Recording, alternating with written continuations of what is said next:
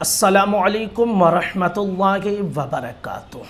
नमाज जब हम पढ़ते हैं तो नमाज में कब कब हमें अऊज़ु बिल्लाहि मिनश शैतानिर रजीम पढ़ना है और कब कब नहीं पढ़ना है, बिस्मिल्लाह कब पढ़ना है कब नहीं पढ़ना है, आज इसी टॉपिक पर आपके सामने बात करके इस मसले को क्लियर करना चाहता हूं। तो बहुत ध्यान से आप बारीकी के साथ इस मसले को समझ लीजिए। याद रख लीजिए कि जब आप नमाज शुरू करें तो तकबीर तहरीमा यानी अल्लाहु अकबर कहकर हाथ बांधते हैं तो सबसे पहले हम सना पढ़ते हैं और सना पढ़ने के बाद सबसे पहले हम अऊज़ु बिल्लाहि मिनश शैतानिर रजीम पढ़ते हैं। तो जब भी आप नियत बांधेंगे, चाहे 2 रकात की या 4 रकात की, तो उसकी जो पहली रकात होगी उस पहली रकात में आप सना पढ़ने के बाद अऊज़ु बिल्लाहि मिनश शैतानिर रजीम पढ़ेंगे और उसके अलावा पूरी नमाज में आपको कहीं भी अऊज़ु बिल्लाह नहीं पढ़नी है। हाँ, अगर 4 रकात सुन्नते गैर मुअक्कदा की नियत बांधे हुए हैं आप, तो फिर ऐसी सूरत में जब तीसरी रकात के लिए आप खड़े होंगे तो आपको सना पढ़नी है और सना के बाद फिर अऊज़ु बिल्लाह पढ़नी है। कब? जब सुन्नते गैर मुअक्कदा की नियत बांधेंगे, उसमें भी सिर्फ पहली में और तीसरी में पढ़नी है, ठीक है। और अगर फ़र्ज़ है या वित्र है या सुन्नते मुअक्कदा नमाज है तो सिर्फ पहली रकात में आपको सना के बाद अऊज़ु बिल्लाह पढ़नी है, उसके अलावा आपको पूरी नमाज में कहीं भी अऊज़ु बिल्लाह नहीं पढ़नी है। अब बिस्मिल्लाह की बात कर लेते हैं। तो याद रख लीजिए कि बिस्मिल्लाहिर्रहमानिर्रहीम हम नमाज में कब पढ़ सकते हैं।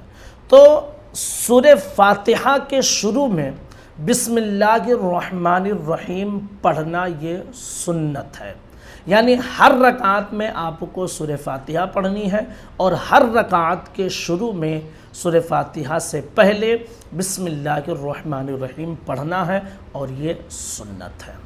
अब सूरह फातिहा के बाद हम सूरत मिलाते हैं।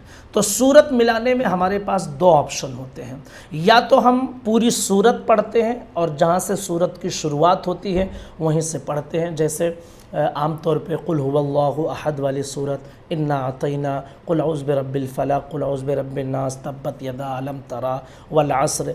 तो आप देखिए कि यहाँ से सूरत की शुरुआत होती है और उसके शुरू में बिस्मिल्लाहिर्रहमानिर्रहीम लिखा हुआ है।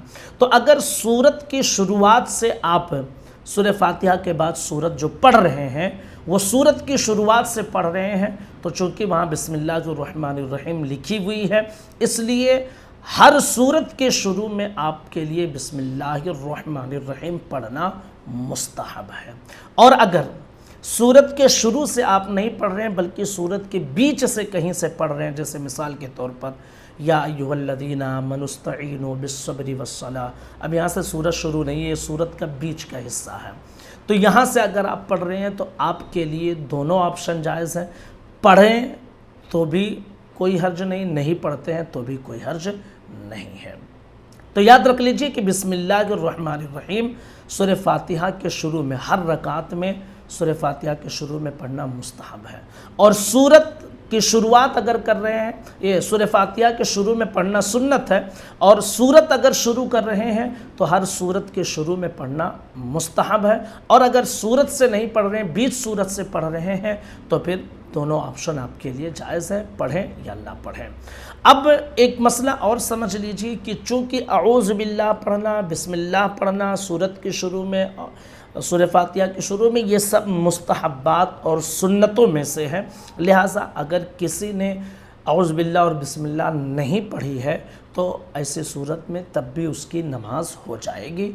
अगर पढ़ लिया है तो सवाब ज़्यादा है, नहीं पढ़ेगा तो सवाब कम है। जहाँ तक बात नमाज की है कि नमाज होगी या नहीं, तो नमाज हो जाएगी।